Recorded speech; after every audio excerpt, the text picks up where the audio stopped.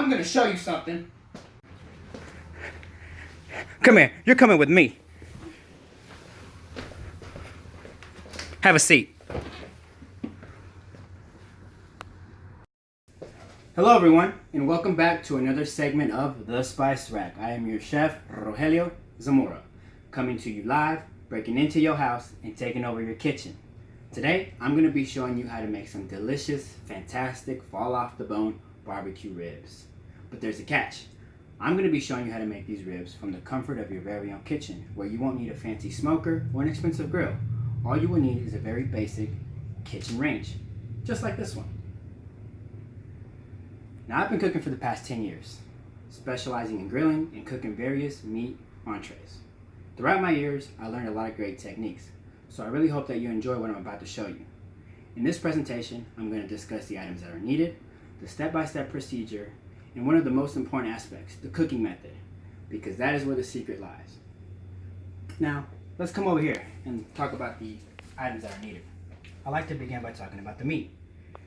In this presentation, I'm using pork spare ribs, but feel free to use any alternatives such as country style ribs, short ribs, or baby back ribs. It really doesn't matter.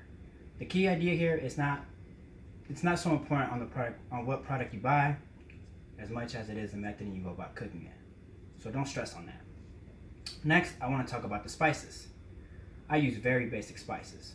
I use spices that are found in the average American home.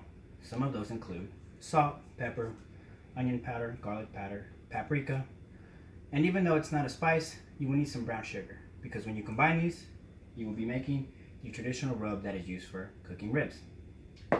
Additionally, I want to note another key ingredient, which is the old reliable mustard. Don't forget the mustard. Lastly, I want to touch base on the cookware and the supplies that are needed. You will need a basic baking pan, some aluminum foil, some saran wrap, and some gloves, in case you want to keep your hands clean. I know I do. Now that we have all our supplies, let's get into the prep work. Step 1. I like to begin by preparing the meat. The first thing I do is I trim the excess fat and I remove the membrane that is located on the back side of the rib.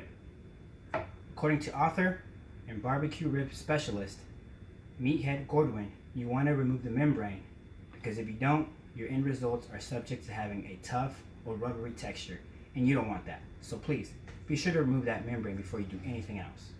Next, step 2, you want to apply the mustard to both sides of the rib. I've already done that for time purposes. You put enough on there, you lather it, spread it across the surface, make sure you cover it entirely on both sides. Step 3, we move on to the rub. Again, you want to apply this evenly, and you want to apply a good coat to cover the entire surface, both front and back. During this step, make sure that you press firmly so that the spices stick to the meat. That's going to help with the flavor when you're cooking them. And voila, now they're ready for cooking. Let's transition to the cooking aspect. This is where you will get your cooking pan, and you will transfer your ribs gently to your baking pan. At this point, you want to add about a half a cup to a cup of water, depending on the size of your pan. You want to pour it directly in there, not directly on top of the ribs, but on the side. Just like that. Next, we want to cover it with the saran wrap. First, make sure you seal it very tight, as tight as you can. Get your aluminum foil and do the exact same thing.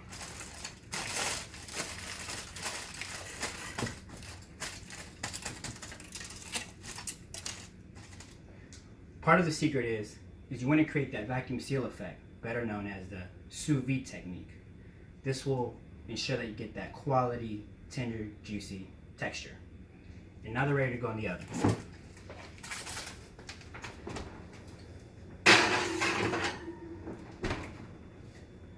Whew, that was hot. The next part of the secret is the cooking temperature and the time. You want to cook these bad boys for at least 2.5 hours at 250 degrees Fahrenheit. That is key. That will allow the collagen to properly break down and give you that juicy, tender texture in which you're seeking. After 2.5 hours, carefully remove them, which I'm not going to. but carefully remove them. Remove the foil, remove the saran wrap, and then it's time to apply the sauce of your choice. My preference is the Kansas City Masterpiece, but feel free to use any barbecue sauce you want. At this point, I take a brush and I apply about 4 to 5 coats on both sides of the rib. I then place them back in the oven for about 20 minutes at 350 degrees. After that, carefully remove your ribs, and your result should be something like this.